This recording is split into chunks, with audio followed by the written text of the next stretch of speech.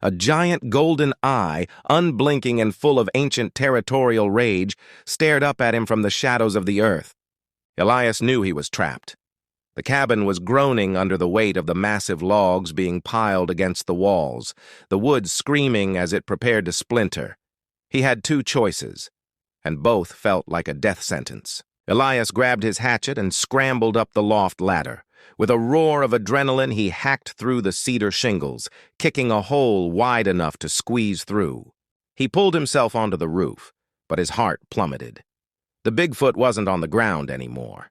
It was perched on a nearby cliff ledge, looking down at the cabin like a king on a throne. The creature's eyes glowed with a dull, predatory amber.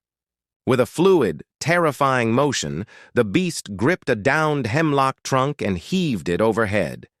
It didn't throw it. It launched it.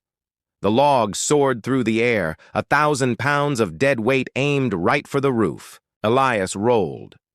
The log smashed the chimney into dust, sending the roof collapsing into the kitchen below. Dust and soot blinded him, but he saw his opening.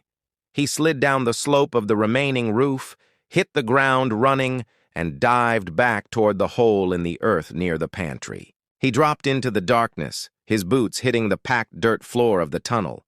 The air was thick and humid, tasting of copper.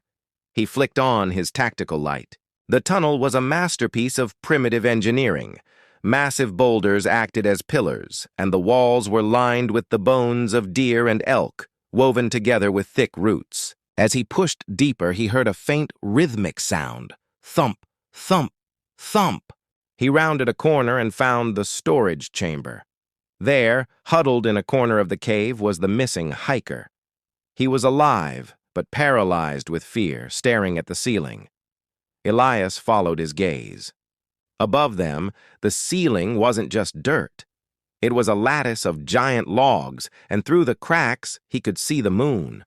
He realized the creature hadn't just built tunnels. It had turned the entire forest floor into a trap door. Suddenly, the ground above them shook.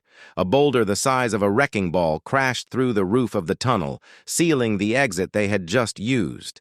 From the dark end of the tunnel, the part that led deeper into the mountain, a low, chest-vibrating growl erupted. It wasn't one creature.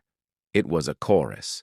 The golden eyes began to blink open in the dark, one by one, surrounding them in the tight, narrow space. Like and subscribe for more content like this. Thanks for watching.